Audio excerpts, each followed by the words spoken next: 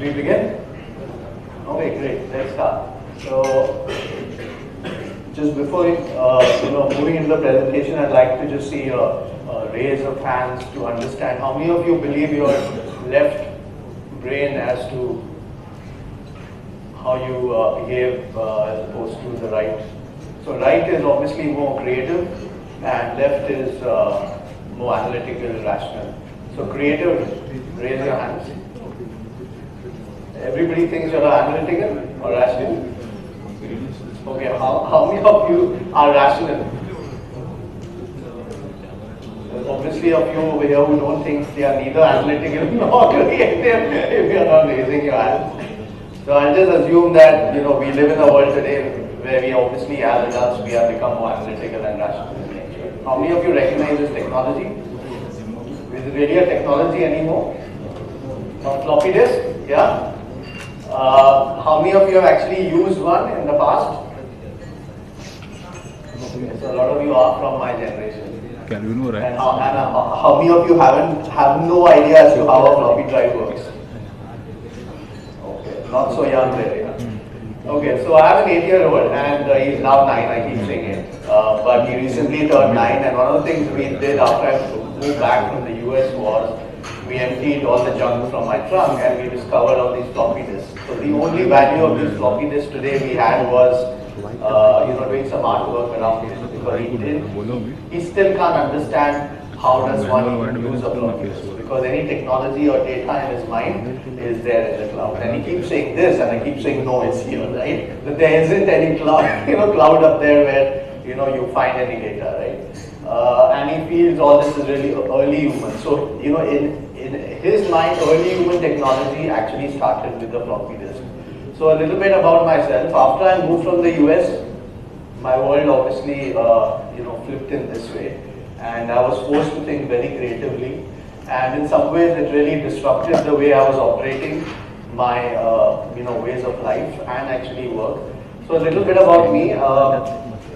I've been a CDO before. I've had IT and digital for Reliance Media Works, been with Deloitte Consulting in the US for about 6 years, and then I moved to India, joined Omnicom Media Group on the digital advertising side of the business. Then I quit recently, about a year ago, and I formed a company called Play to Transform, and you'll discover through the presentation why we did this. So Play to Transform is really around this whole concept that, listen, in order to think disruptively, we need to start playing like a child. Because it's only, in order to create a level playing game, we all have to go back to becoming creative, which is actually becoming a child. And we said, okay, once we attain that, level of understanding or play, how do we then start moving into the real action, right? How do we then begin to create value and ROI, right? The principles of work we use is really design thinking, systems thinking, and the like. And then in an attempt to transform business. Now, a lot of the things we do might seem very playful, but the outcomes are extremely serious. Okay.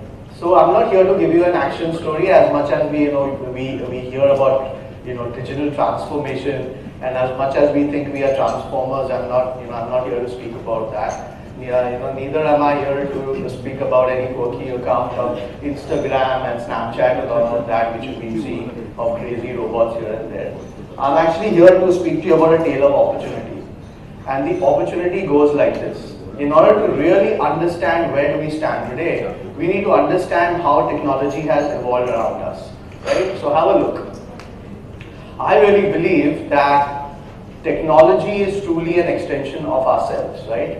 Initially, if you look at the industrial age, we created the hammer, which was the extension of the wrist or the hand. But now, you go into the 4th industrial revolution and you see the smartphone doing things that we couldn't ever do earlier, with ourselves. And it's because the smartphone as such, as an example, is actually, a way to, represent our identity. And in order to do that, we are replicating ourselves through all these devices. I'm sure a lot of us even understand that.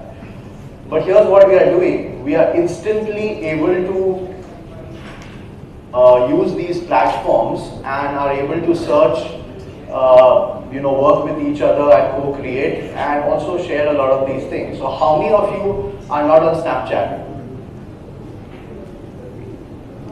Are not on Snapchat? Okay. Are on Snapchat? My God, you're confusing me now. Okay. Millennial. Am I talking to millennials or no? This is great, right? A few of your Instagram. Don't just raise your hand because you want to sound sexy in the room.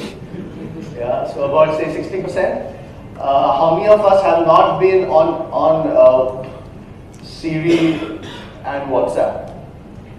All of you have experienced this, right? I'm hoping. So we are all in this age where we are actually able to represent ourselves instantly in this whole new environment. And here's what is an example of what, a good way of looking at how our future could look like if we really, really went wrong with it, right? And I'll help you understand why. So if you have a look at this video, I'm doing grocery shopping, right? And the entire world around me is now augmented, which means I get information at the fingertips.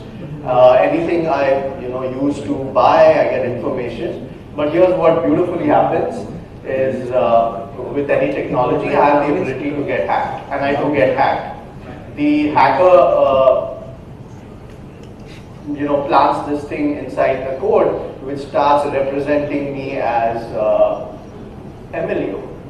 And I start looking at help, right? I mean, I need help to resolve this whole problem. I'm getting hacked, in real time.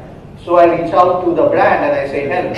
But the AI thinks I'm Emilio because I'm hacked as Emilio, and I'm not happy with it. And instantly, then I get very, very frustrated, and that AI or bot gets replaced by a real human finally, who then addresses me as Jhangiani. So here's what I'm trying to say here, right?